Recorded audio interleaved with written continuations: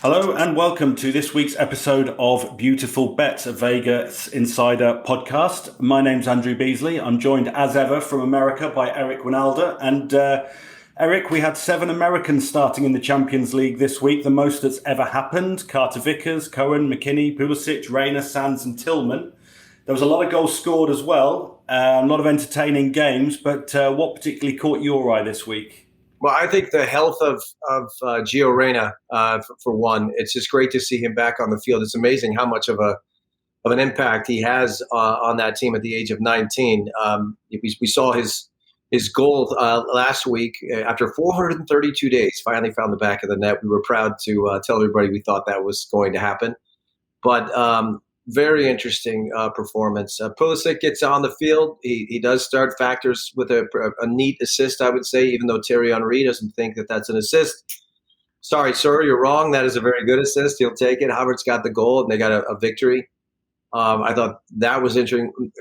McKinney was on the both sides of good and bad. He got a goal late in the game, but that's the first time, you ready for this, in the history of the UEFA Champions League for Juventus that they've taken 3 goals in the first half.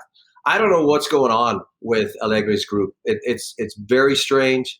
They've only taken 7 goals out of 11 games in their league play, but every once in a while they just start to spill and it becomes a flood and you don't even know what happens. So it's a wait and see, and it's an up and down with Juventus right now. We can't figure out what team they're gonna, or what kind of effort they're gonna be able to put forward, but. Great result. Carter Vickers still for me is someone that needs to be a part of our World Cup team. Again, I'm going to keep beating this horse to wear the captain's band for Celtic is a big deal. And it's something that needs to be recognized. But all in all, a pretty good week for the Americans. And of course, Matt Turner will be after it today in the nets for Arsenal, which is a very, very it's a great test, really, to play against PSV in Holland, a team that's hasn't been fantastic of late, but still, that's the kind of performance that a good performance from him, I should say, would be a good indicator that he would be our number 1 in the nets in the World Cup. So let's hope he comes out of that unscathed. 4 games, only 1 goal so far. Today might be different, but the European fixtures have been good to the Americans. Yeah, absolutely. Good for the Americans. And we had a pretty good week with our predictions last week. We mentioned a low-scoring draw for Chelsea versus Manchester United. That was nearly 0-0 until about the 87th minute, and then it finished 1-1. Easy win for Man City. I think that wasn't too much of a surprise. Perhaps the best shout was Newcastle to get something at Tottenham. I thought maybe a draw. You actually went for the win, and that's what actually came in. And I think Newcastle were very impressive, thoroughly deserved it as far as I could see. Well, I mean, look, here's what's going on with Newcastle, and I've gone out on a limb here. I'm watching them.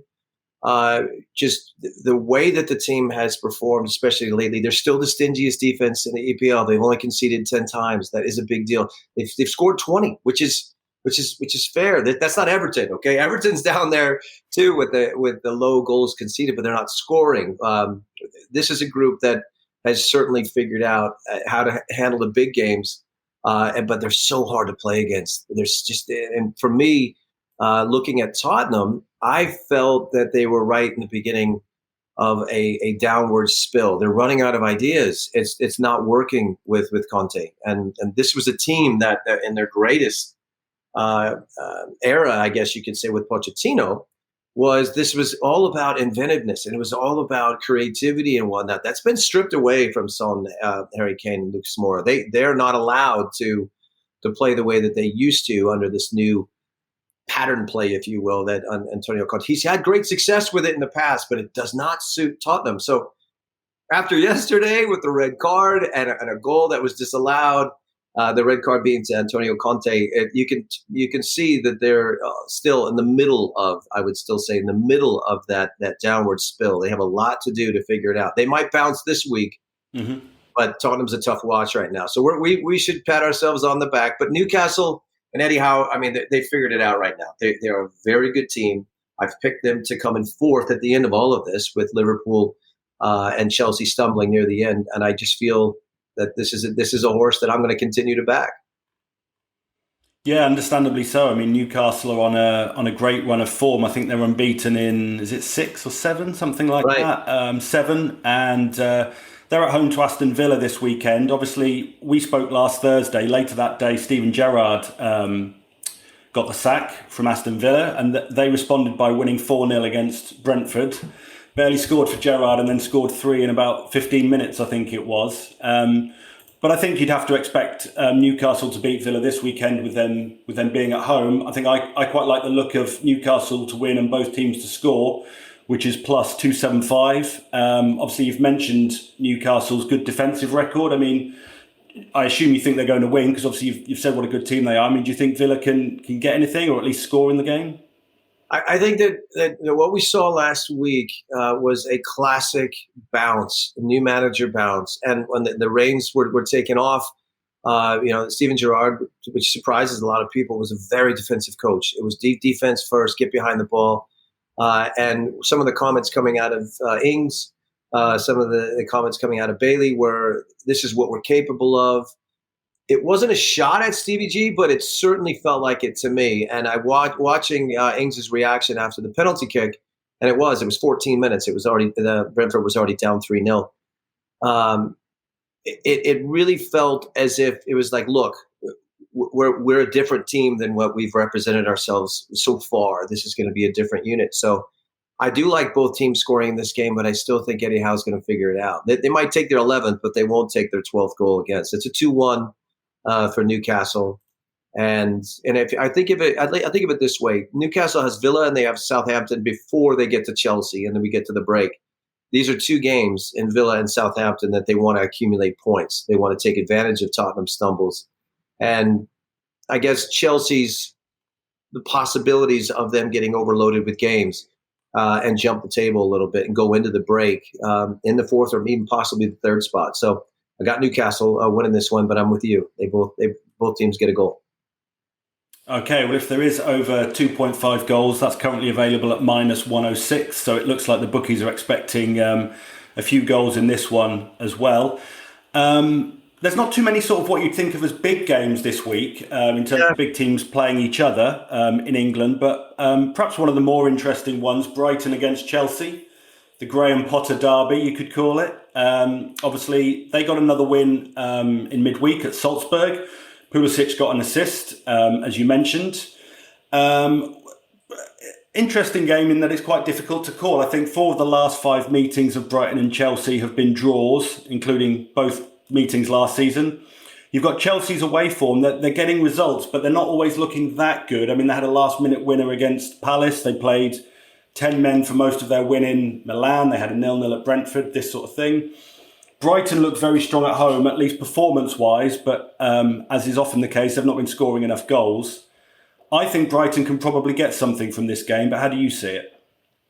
I think Brighton might get a point, but nothing more. It's kind of we were on that low-scoring draw with Chelsea, Manchester United last week. It's more of the same. I think I hate to use the word stalemate, but when you get in a game like this, there's just too much familiarity. There's just too many times that both sides know exactly what the other one's trying to accomplish, unless Potter can come up with a trick up his sleeve. But so far, there's been nothing to suggest that he does. He's tinkered with his system. He's gone from a 3 to a 4 and back in the same game. If you were to look at the way that he addressed the match against Manchester United, he realized, to his credit, that they were getting destroyed.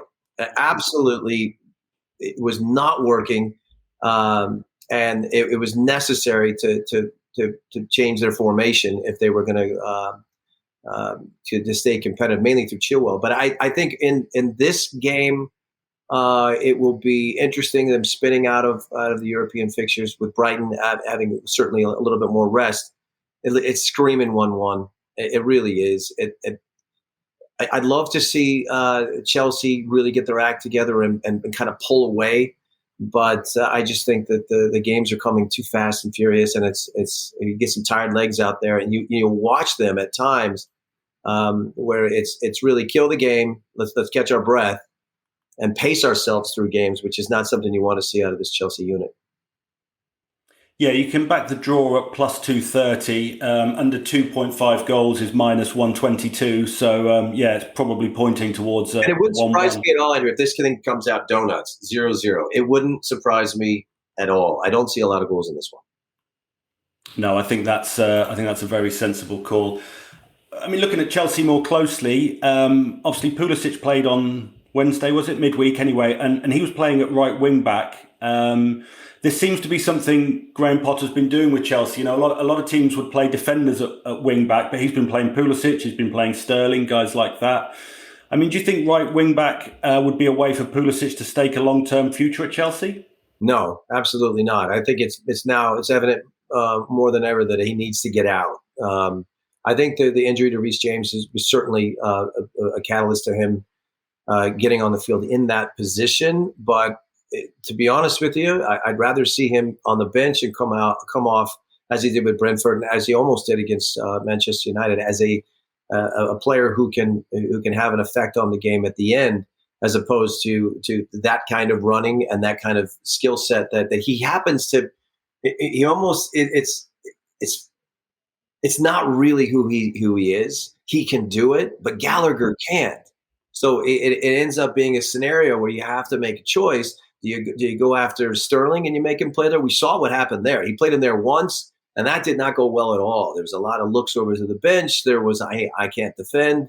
I should be up there where Mount's playing. It put me up there. I don't want to be here. And his ego really was the reason why that hasn't happened again. Pulisic is just, I'll play. I got it. Let's go. And that's why we got to see him at a wingback. He gets an assist out of the game, which was he came inside a bit to pick up the ball. He didn't stay wide, which also I would add might be him indicating to his manager and to everybody, I need more of the ball. I'm not a wingback. I don't want to be chasing the ball. I want to have the ball. But he ended up the clever little play that frees Havertz, and Havertz with a great strike. But long-term future, absolutely not. He needs to be a left winger in a team where he's going to get more time. And again, I know that people are starting to get sick of this, but I would not mind whatsoever seeing Christian Pulisic wearing the black and white stripes in Newcastle. Or I guess any team that will play him regularly, presumably, more or less.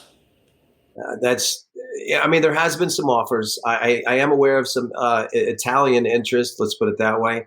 And that is something that those discussions have been had. So we'll see how that all plays out. But it's an interesting couple of weeks for Christian Pulisic, whether it be playing or not playing, staying on the field, staying off the field, staying healthy, and getting ready for his participation in a World Cup, which is certainly getting closer and closer by the day. We're under 30 days now. Yeah, absolutely. Another team with a strong American connection, obviously, is Leeds United. They're at Liverpool this weekend in the Saturday evening game in the UK. Their fans have been vocal in calling for Jesse Marsch to be sacked after their loss to Fulham last week. They've got to go to Liverpool, as we say. They're also going to Tottenham. I mean, do you think he can keep his job until the World Cup arrives? And obviously the World Cup is going to offer a lot of clubs who are feeling a bit nervous the opportunity to perhaps change their managers. So how do you see it panning out for him in the next sort of month or so? Well, as you know, unfortunately, and I don't like to make these kind of predictions, but I had Leeds not winning a game for the entirety of October. Right now, I've been right. They've lost 3 and tied 2, I believe. The Leicester loss was really more of a blow, I think, because Leicester finally figured themselves out. But if you look at the game and you look at a guy like Jesse Marsch trying to explain that one away, they had one shot on goal but won the game 2-0. That's what happens when you're putting it in your own net. And the Fulham result showed their resiliency. That showed maybe a glimpse of what happened last year with a team that was fighting against relegation, but dug their way out of it with good energy and a good spirit, if you will. I don't see that right now. I really don't. I saw a man beaten in his post-game interviews. I do think his days are numbered, and it's reminding me a lot of his mentor, Bob Bradley at Swansea. The whole point was, can he just get to the transfer window and make some moves. And Bob Bradley never made it, and I don't think Jesse Marsch will either. Fair enough. There's been rumours linking Tyler Adams with a move to Manchester United. Not necessarily them, but do you think he's ready to make such a big move to a club of that sort of standing? Well, so this all started with Ralph Rangnick's time with Manchester United. The first time that we had heard of Tyler Adams being on a list somewhere. And if you remember, Chris Armas was also one of the managers that was helping Rangnick in his time at Manchester United. So they were very high on him for a while, and understanding what he is. You got to understand the metrics and the analytics really play in here. I mean, one of the things that Rangnick introduced to Manchester United was the idea that we're looking for player profiling, and these are the kind of numbers. And when you do that, and when you convince somebody that it's about the analytics, Tyler Adams jumps off the page, as does Brendan Aronson. Those two are when you look at their stats at what not really game influencers, but certainly things that you have to pay attention to. Everyone's going crazy about Brendan Aronson as having so many created more chances than anybody in the entire Prem. But how many goals does he have? One, and it's when he stole the ball from Mendy. So sometimes those analytics can get you a little bit overwhelmed. But this is too big of a jump for Tyler Adams. It is. He's not ready. And if people believe otherwise, then you're just nuts. He's got to play in a World Cup. Let's see how that goes. But Leeds is a perfect club for him, whether Jesse Marsch is there or not. The other reality of this is that people that are discussing the idea that Tyler Adams must be leaving, all that is a huge indicator that Jesse Marsch's numbers, his days are numbered. And that's it's sad coming from someone who was a friend, but I was hoping for a better outcome here, but it leads us in a tough spot. They're battling against relegation now. The fans chanting Bielsa in Leicester, that had to hurt. Jesse Marsch, if he could go back in time, he should have gone and faced the music and gone and waved to them and at least clapped for them for the traveling supporters. He didn't. And in the end, that might be the reason why the fans have turned on him. He didn't even come out. Where's the energy from last year? Where's the clapping? Where's the "we got this"? It wasn't there. It just looks like they just can't wait to get back to the drawing board, and the drawing board just keeps being erased and recreated and erased again, and the ideas are all the same. So I'm sad to say it doesn't look good for Leeds, but I do think Tyler Adams needs to stay exactly where he is. He's in a good spot. Yeah, it isn't looking good for Leeds at the moment. They are 8 games without a win, which is the longest current streak in the Premier League. And obviously, Liverpool have had their troubles away from home this season. Last week, obviously, for one example, but they've generally been pretty strong at Anfield. They beat Leeds 6-0 last season at Anfield, although that was under Bielsa. But I'm not sure it'll be 6-0 necessarily. But I like the look of Liverpool on a handicap bet. Minus 1 goal is minus 240, or 2 goals is plus 133. I think Liverpool can probably win by 3 to perhaps take that. And if that happens, that certainly will be the pink slip for Jesse Marsch. If they can hang in tight and put up a fight and keep it in a 1-0 or a 2-0, then maybe if they can get a goal, if they can get something out of this game, even in a loss, maybe he survives. But I think you're right. I think this thing, it just has too much potential to get out of control. And the other part that people need to understand is Jesse Marsch is not going to deviate from the way that he plays, and Jurgen Klopp knows that. He is going to try and press. He's going to try and put them under. The good news, if you're Leeds, is that Liverpool does have a tendency to take their foot off the gas, and they get a little nonchalant back there. And if that's what you're counting on, great. But if they break the lines and they get it to any one of those horses, you're gone. You're done. You're absolutely done. And if a team like Leicester can tear them apart on the break, I mean, it's a look away when it comes to Liverpool if they get those guys running. So I've got this as a 3-4-0, and that's tough for me to say, but I do think that this this is just a big stretch for this group, which was a bit handicapped anyway. Yeah, it's certainly looking that way. I mean, before we move on, are there any other games in the Premier League that have particularly caught your eye this week? I don't think it's a brilliant set of fixtures this week. It really isn't, and I thought long and hard about this, but I've kind of stayed away from. I mean, I really like the Newcastle game. I think that's going to be a lot more interesting than people think. Bournemouth gets Tottenham, and that's. I mean, all eyes are going to be on that one because it's really okay. How bad is it at Tottenham? And it's a quick turnaround too. So Bournemouth has been tough to play at home, and they've been able to surprise some people. So I might have my eye on that. Stayed away from Brentford Wolves. Don't really care. I apologize. I'll let them battle it out. But to me, it's interesting because it's Liverpool Leeds, and then when we move to Germany, it's going to be Leipzig Leverkusen. So it's the L's. It's a battle of the L's for me this week. Yeah, Leipzig Leverkusen, quite an interesting game. Obviously, both teams in Europe this week. I suppose perhaps the slightly more interesting fixtures might be at the top end of the table because we've got Bayern against Mainz. We've got Eintracht Frankfurt against Dortmund. So that's sort of two matches among the top six in Germany. Anything sort of standing out to you from any of those games particularly? Well, I think going back to the Leipzig is starting to look the part. They take out Madrid, right? So they both clubs played against Madrid this week, which was honestly kind of interesting to see Leipzig take out Real Madrid 3-2. And then almost Atleti almost takes them out, but they lose they get the tie because they missed the penalty kick at the end. But 2-2, unbelievable game. What we're starting to see with Leverkusen is some players finding their form. Diaby is actually really enjoying playing for the likes of Xabi Alonso, and the other one that's kind of lost his way is Demirbay, who for me is a fantastic player, but we're finding out that he might not be somebody that Alonso is really going to count on, and that's okay. But that's going to be an interesting game. But I think it was too much. Leipzig is going to roll them. I mean, it's not going to be pretty. It's not going to get way out of hand. It'll only be a 1-2, maybe 3-0.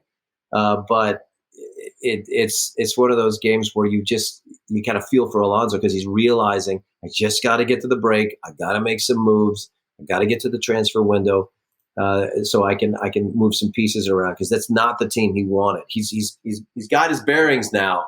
He's had some results, and certainly yesterday was amazing. But they were lucky to get out of there with a point, and I think they know it. These European fixtures are killing them. They need to focus on their domestic play. But I mean, you mentioned Bayern. Bayern's got Mainz. This is another statement game, and it doesn't go away. Mainz has been great. I mean, in sixth place, they had the blowout last week of Köln and Cologne.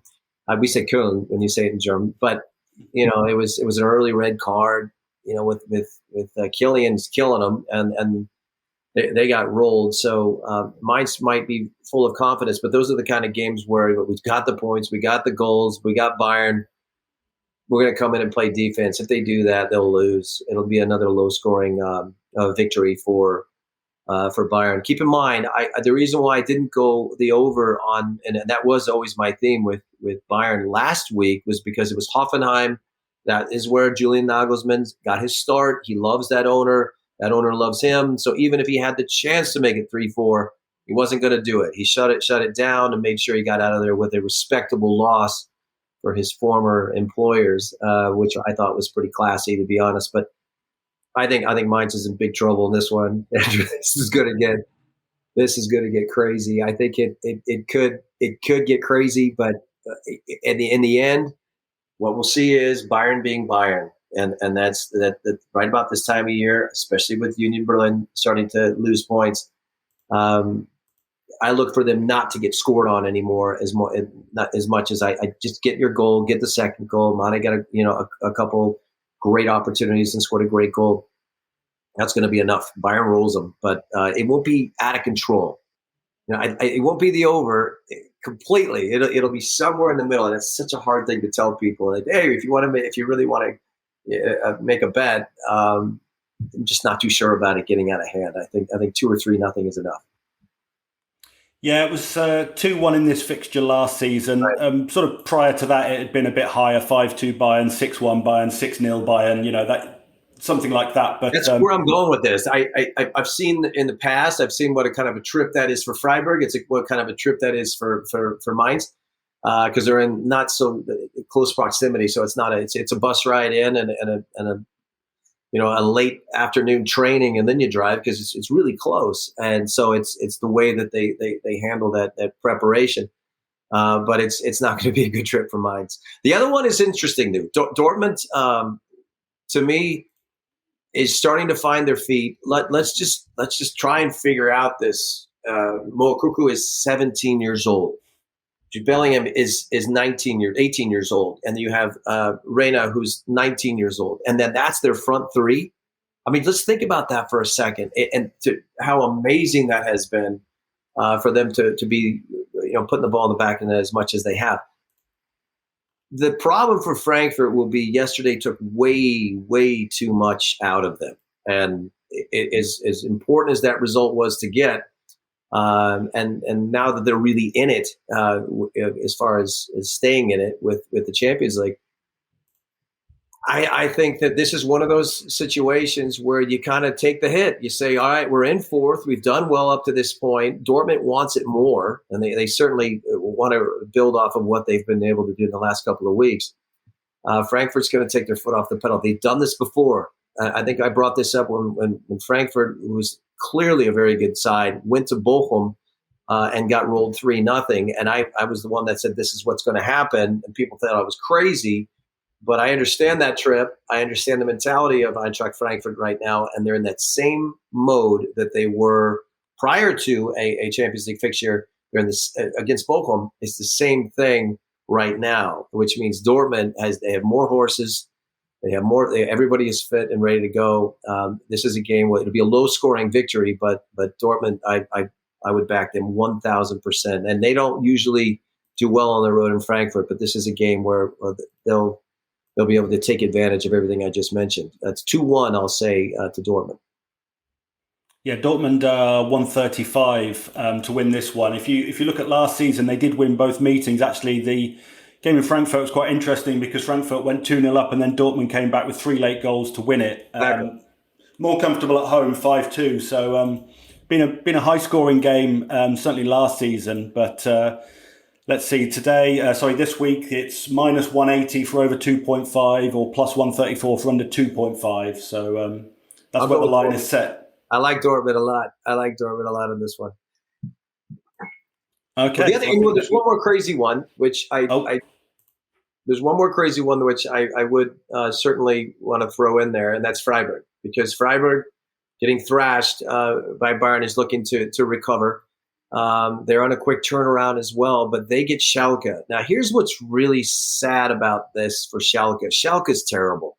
They did sack their manager last week. I think we're a full work week into a new set of eyeballs on what you're doing. But they actually were in it last week. If you watch the game against Hertha, they were in it and they over celebrated. They scored to make it 1-1 in the 85th minute, and then 3 minutes later they concede the goal and they lose the game. But the reason why I'm telling you that is Schalke looks different. As bad as they were, right? I think that this is not going to be a game that Freiburg can look at this and say, all right, well, we've got a realistic chance to jump the table some more. No, it's going to be a tough trip. Schalke is got a different feel right now. So I see Freiburg struggling on the road in Schalke. As bad as they were, I get it, folks. I get it. They're not very good, but energy will take them through, and it's just going to be a battle of who's going to get there first on the 50-50 tackles. In German, you call that Zweikampf. That's their word for 50-50s. And I've got Schalke winning the Zweikampf on this one. So I think it's going to be a low-scoring affair, but they'll walk away victorious, and Freiburg will lose points. That's interesting because I was just looking. The last 3 meetings, Freiburg have won them all by an aggregate of 10-0, but obviously they've not met for about 18 months. So how relevant that is remains to be seen. This is going to be a weird one, and that's the reason why I'm offering it, is because we've seen it with Bochum. We've seen Bochum trying to dig out of their scenario and in last place. Now it's Schalke's turn to play out of the cellar, and that club is too big. There's too much pride. And I've played there. I know what it's like to be in the Ruhrgebiet. The fact that Schalke is so down in the dumps and Dortmund is flying is driving them crazy. I had always felt that they needed a managerial change. They got it, and they have a different vibe. Some new players will get their opportunity, and this is going to be. It's not the funnest one to watch. I'll be honest with you. It's not going to be fun to watch at all. But they will get a set piece goal of some fashion, and they'll get out of there with 3 points, which hasn't happened in a long time, as you mentioned. Yeah, well, if you think that's going to happen, Schalke are available at plus 295. There you go. Could be a good bet. It seems unlikely based on that, but Eric thinks they're going to get the win. So we'll have to wait and see what happens there. Before we finish, we should probably talk about the MLS. Obviously, we talked about that a little bit last week. I think most of your predictions were correct. Trying to see what we said now. LAFC over Galaxy and thinks they'll score 3 goals. It was 3-2. So certainly right for that. And predicted LAFC versus Union final. I mean, that's still on as things stand. We've got a game on Sunday, LAFC against Aston, and Monday, Philadelphia against New York City FC. I realise that could be my time rather than your time those days, but that's what it's coming up at for me. So are you sticking with your prediction for the final, or how do you see these games playing out? Well, I think Philadelphia, and Jimmy Curtin, by the way, has been named the manager of the year. That's 2 out of the last 3 years that he's got that distinct honor. And there's a lot of people that thought he should have won it last year. So what Philadelphia is doing is quite remarkable. They've had back and forth battles with NYCFC, but NYCFC doesn't really play their best football until we get into October. They do it every year. It's the strangest thing. So I've got Philly just squeaking past New York. I thought Montreal was going to give up more of a fight than they did. I'm still a huge fan of Jordi Mihailovic, and I wish that he was on our national team, but Greg Berhalter just doesn't like the kid. But I've got Philly getting through there. Austin had a remarkable game once again against their Texas rivals in Dallas. I think we had that one right. We thought Austin would get through.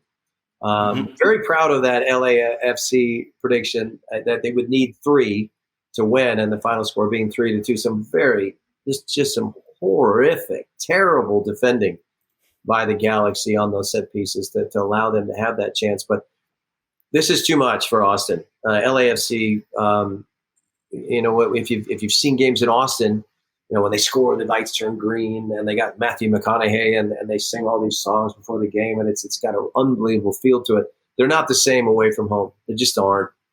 And they'll probably fall to LAFC, and everybody will get what they want, including myself. LAFC in the final versus Philly is going to be a wonderful final with 2 very talented young managers. Steven Cherundolo's done a great job with LAFC, and the LAFC game is one of those where if they're really on the day, this could get out of hand. If they have an average day, they're still going to win. So hats off to Austin for a great season. I mean, most of the experts, if you will, at Major League Soccer. I think that there's a funny story circulating right now that one of the players has laminated the predictions of the MLS experts from last year that predicted they would come in 11th, 12th, or 13th place, and they won the league. So they basically were at first for a very, very long time. They weren't able to get the Shield, but they were a team that came in a very respectable spot. So they got a lot riding on this. They've got a lot of pride, and they're trying to prove a point, but they're not going to be good enough to beat LAFC. LAFC is just too good. Yeah, LAFC are minus 200, whereas Austin are plus 500, which I think tells its own story there. I think that'll just about do us for this week, unless there's any other matches you want to discuss, Eric.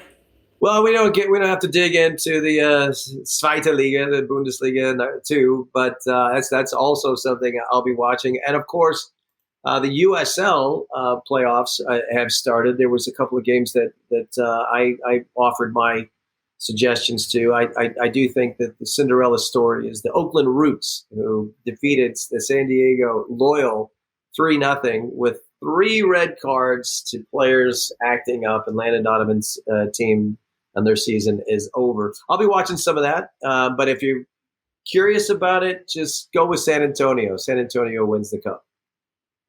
Okay, well, that's one to look out for as well. We'll see how our predictions do next week. Thank you for joining us. Please remember to download the Vegas Insider app. And if you follow any of our tips, please gamble responsibly. Thanks for joining us, and we will see you next week.